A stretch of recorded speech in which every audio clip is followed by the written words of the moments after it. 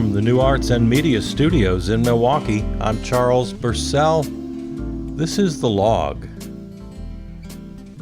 Cheerios are not donut seeds. I saw a little thing online. I'm just sort of scrolling around.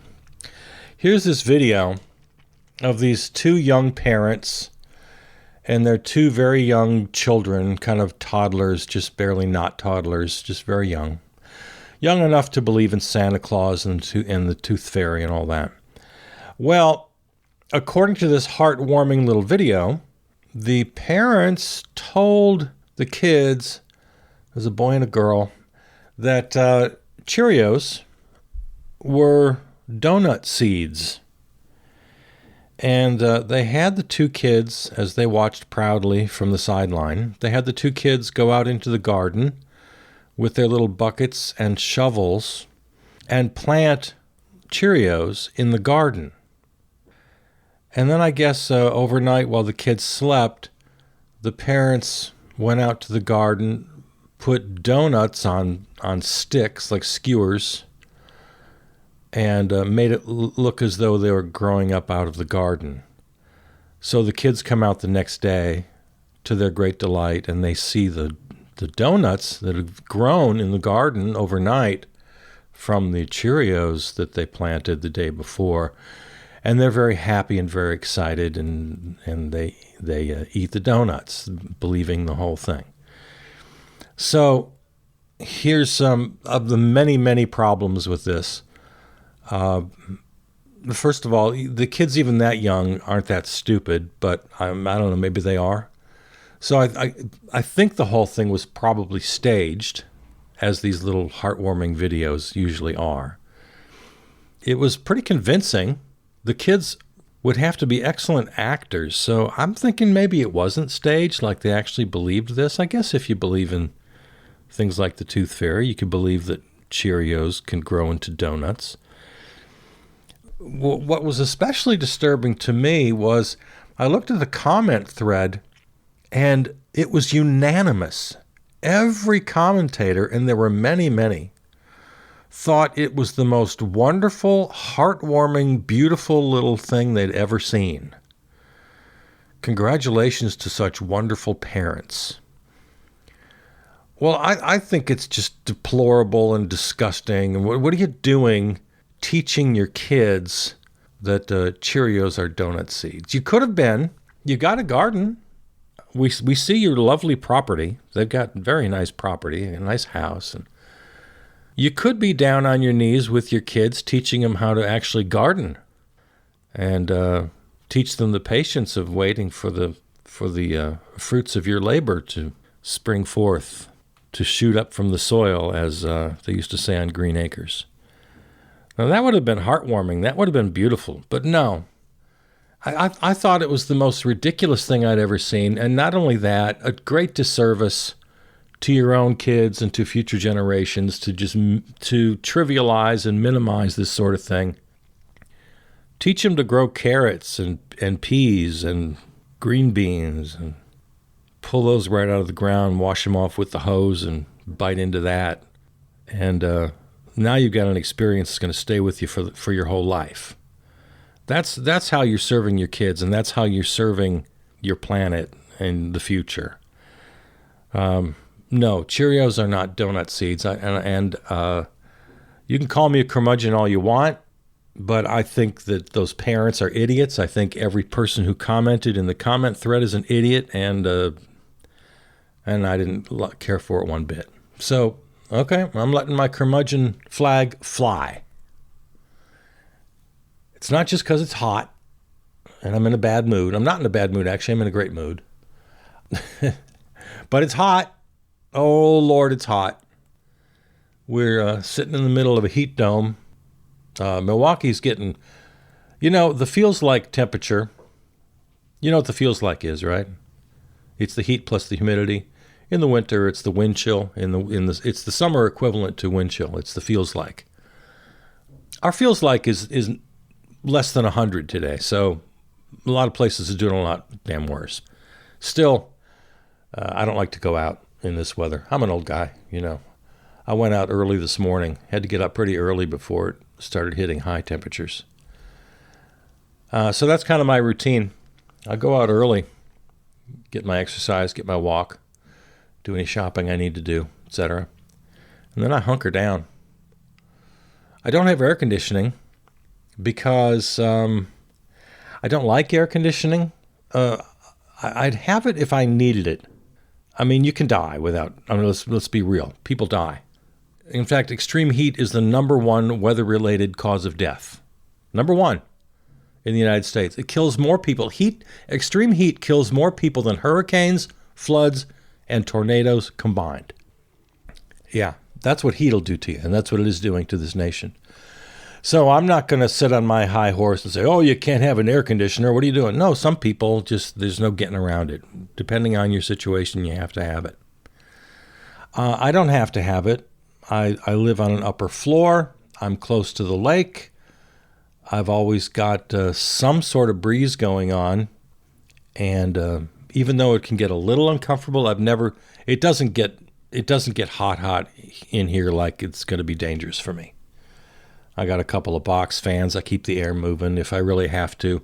When it gets really bad, I have to take 1 or 2 showers a day. I just jump in a cold shower. That helps for a little while. But, well, speaking of air conditioning, I mean, that's what I really wanted to talk about here. We are in what one article I saw called the feedback loop from hell. Because the hotter it gets and the longer it's hot, the more we need air conditioning. And of course, air conditioning is one of the great users of energy. It literally, forget about the use of electricity or greenhouse gases, or it literally warms the environment. You got cold air coming in one way, you got hot air going out the other way. You're literally heating up the outside air. And I know your one little air conditioner is going to make that much difference, but when you got billions of them, what do you think? So yeah, there's the loop. The hotter it gets, the more air conditioning we need, the more air conditioning we use, the hotter it gets, or at least it contributes to it. Some people have to have it. There's no getting around it. Some institutions need it, hospitals, old people's homes. And if you're someone who's susceptible, whether by age or you have asthma or whatever the reason, if you really need it, I'm not going to tell you can't have air conditioning. But if you can do without it, if you have the resources, if you have the ability to cool yourself off a couple times a day, to use the tricks that people are always talking about, oh, everybody's got ideas. Ask any dad, right? It's one of those cliche dad things. Or maybe it's a cliche mom thing, because back in the old days, like my mother was home during the day, so she knew these tricks about keeping all the windows wide open when it's a little bit cooler overnight, and then close up during the day and have blackout blinds and open up one side of the house for the morning and then the other side of the house for the evening. And just, you can find ways. There are ways. There are ways you can live without air conditioning. So, and one of them is just to, not be afraid to sweat a little bit. The level of comfort that people require has gotten kind of silly. I saw a study recently, I was reading an article that research shows that window has actually shrunk over the years. They asked people on what temperature they set their thermostats in the winter and their air conditioning in the, well, I guess they're the same, right? It's all one thing now. Anyway, how low or high you set it when it's cold out, and how low or high you set it when it's hot out. And the window has shrunk, I guess.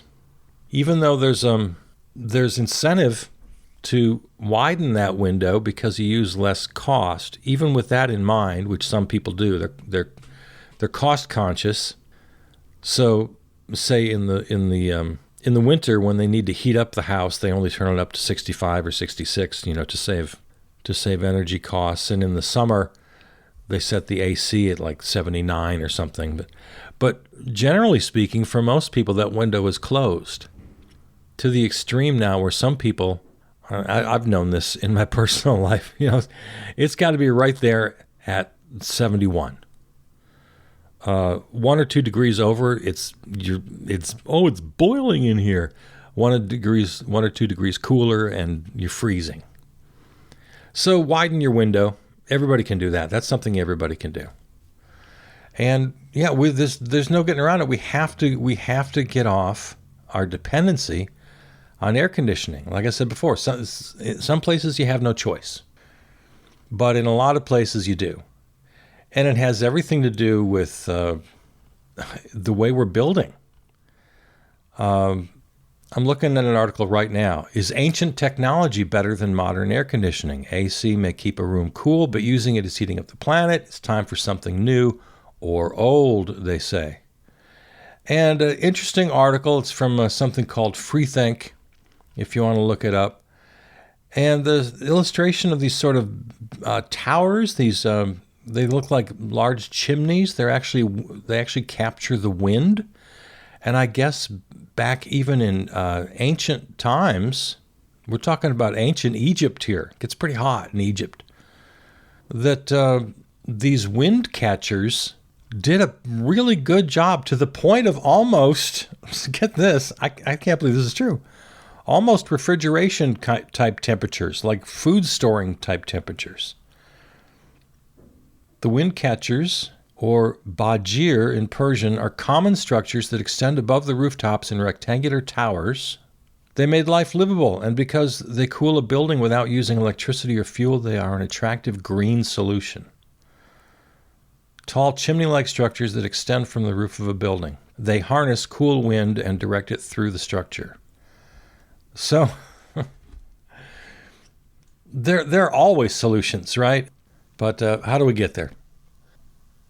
Well, I'll tell you one way we don't get there. We don't get there as long as, please don't roll your eyes, because this is the theme of the show. And everything comes back to it. Everything can't make a profit. I suppose if you're of that mindset, some clever entrepreneur can come up with a modern version of these wind catchers and latch on with every contractor in the nation and, make a killing doing this. Maybe. I don't know. But that's not, let's be realistic. That's not going to happen. I know. Listen who's asking you to be realistic. I'm the one who says we have to eliminate money and profit from the face of the earth. I know what you think about that. But as long as everything has to be cost effective, as long as everything has to turn a profit, as long as we have to do everything as cheaply as possible and always look at the bottom line, then any solutions to AC are going to be tough to find, especially ones that don't contribute to climate crisis. It's very much analogous. It's the same thing, really, as indigenous and ancient agricultural practices, which are not lost, even though genocide was attempted on the people who lived on this continent by Europeans. They didn't quite succeed. It wasn't a complete genocide because these people still live and these practices still live. We know how to do it. We absolutely know how to do sustainable agriculture. The problem is big agribusiness can't profit with those techniques. You can't get from one place to the next. You can't get here from there. And what's in our way, the barrier, is money, is profit. You can't make a profit doing this stuff. So you don't eliminate ancient practices that are here to save us because they don't turn a profit. No, turn that equation around. You eliminate the profit and allow us to adapt ancient practices that served this continent well for tens of thousands of years. It's only the last couple hundred we've raped the land and killed it. So that's exactly what's happening with air conditioning and most sort of modern conveniences. I won't get into this in detail, mostly because I can't. My son works in this field, actually. He's sort of a quality control guy. He goes to construction New construction is mostly big institutions, kind of hospitals and universities and places like that. I can't begin to explain to you what he does because I don't understand it myself. But he's all about making systems more efficient. And so that's good. That's a good thing. And I think he's doing good work. I hope that someday soon that he can be doing that same work in a world where money and profit aren't making the final decisions. Because these are good people trying to do good things.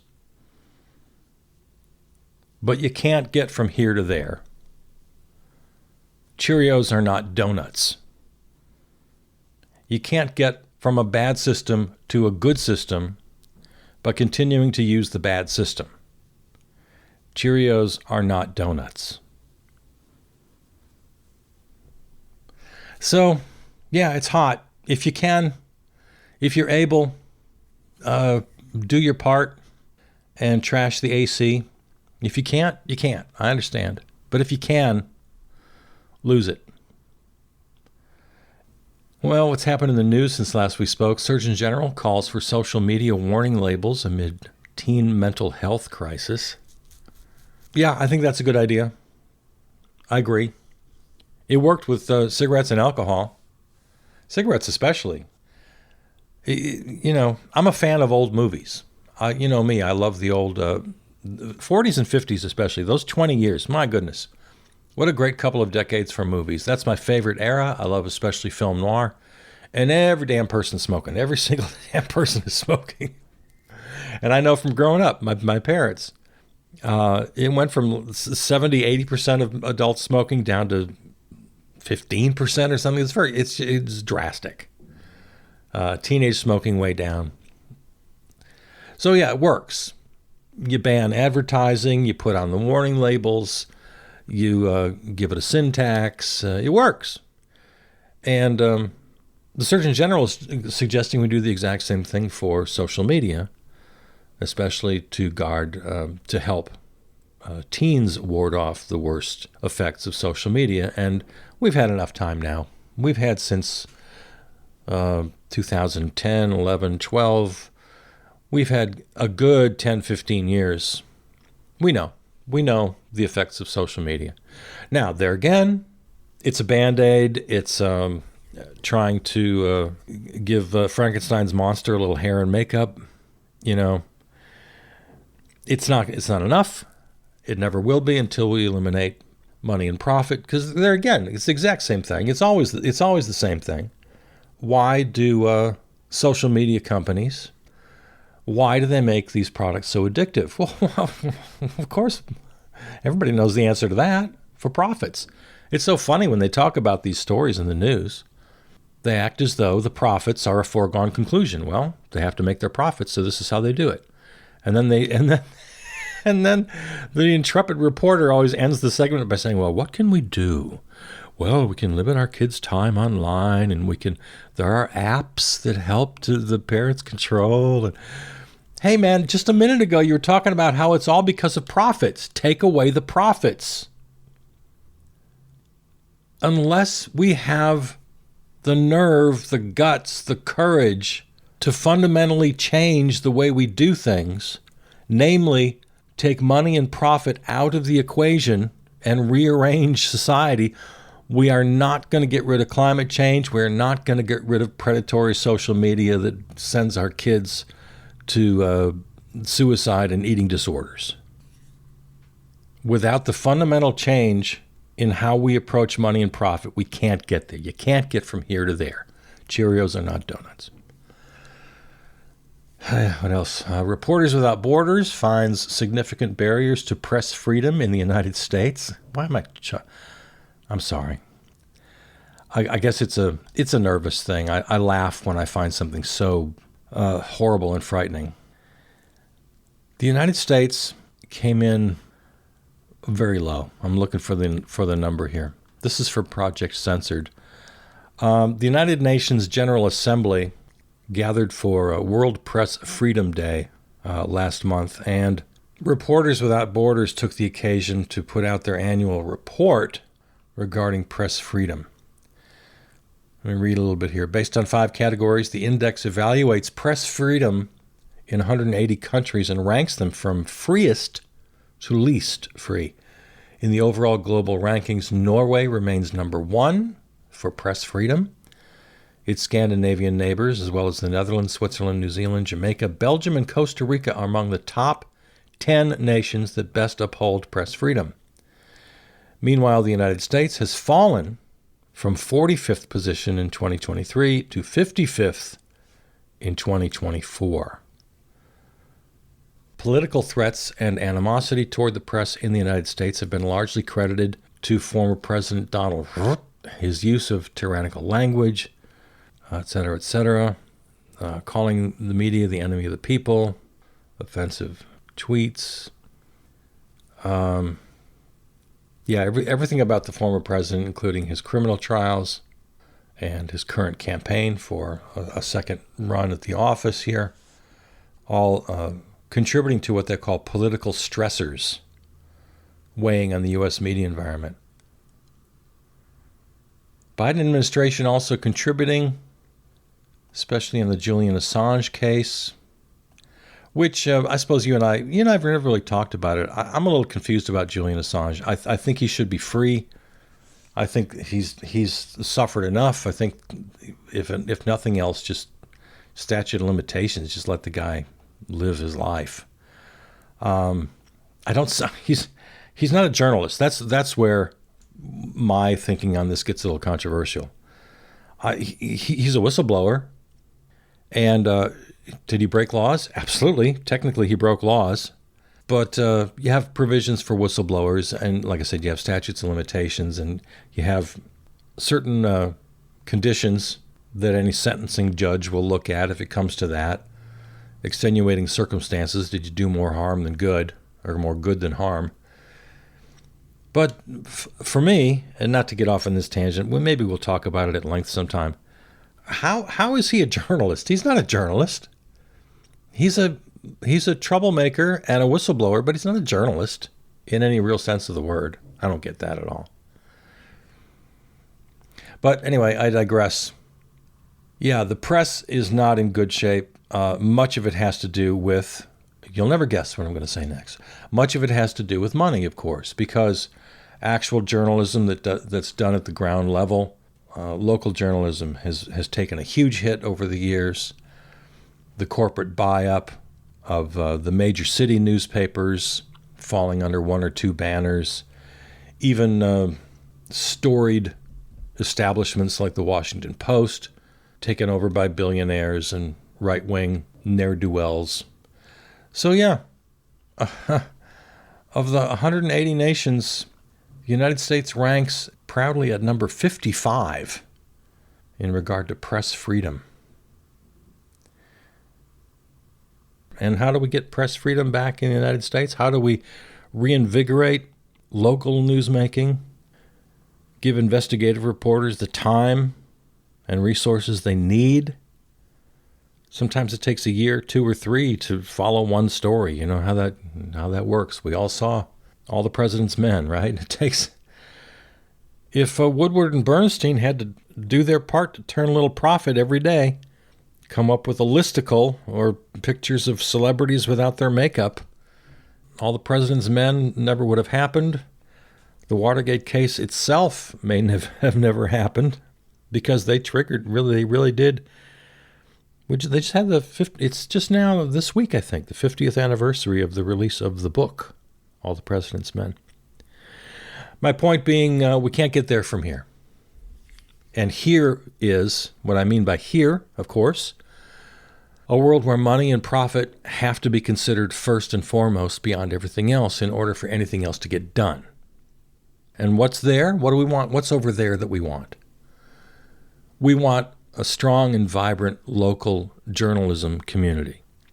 We want free and fair journalism and a lot of diversity. We need lots of ownership, lots of control from different communities, lots of input from different communities. We need a strong tradition. Well, we have a strong tradition. We've lost it.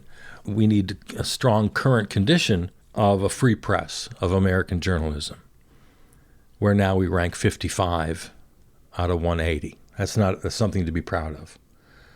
So we want to get there. We want to have a proud and effective free press in America. I mean, just watch anything that's broadcast. Watch the Fox News is in a world all of itself, but a good chunk of the nation considers that their press, their news media, even though it's not. But that's what they call it, and that's what they think it is for them. But even look at any broadcast news. Look at CNN. Look at MSNBC. Look at the networks. How much of the straight poop are you getting?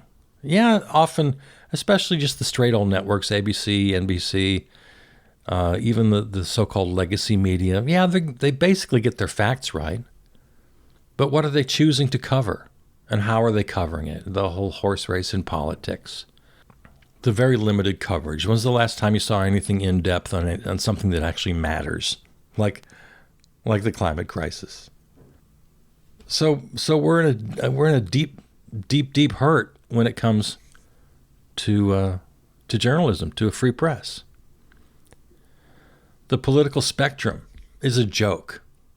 You know, you got your representative from the so-called left and one from the so-called right, and the acceptable window is so minuscule, it's so small, it's so tiny.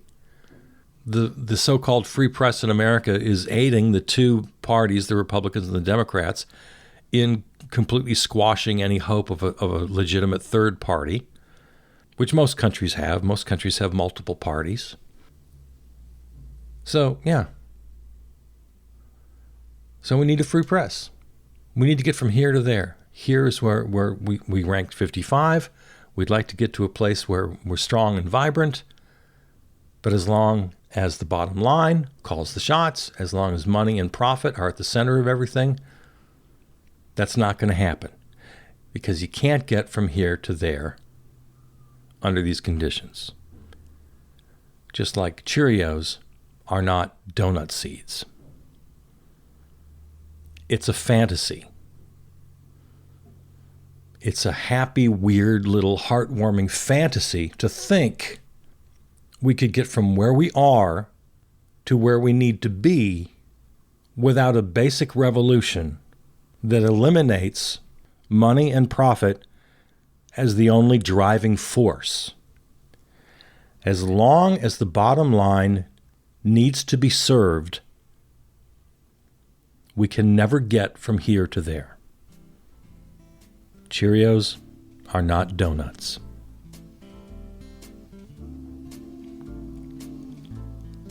All right, we'll talk to you next week. In the meantime, visit the website charlespurcell.com for all of the episodes of all the podcasts and more. Go to your favorite platform for this episode and others. Contact me, charlespurcell@gmail.com. Follow on Facebook. Thanks to River West Radio, riverwestradio.com. They're our flagship terrestrial station. And thanks to Peter Donalds, who wrote and performed the theme song. All right, there you go. I love you.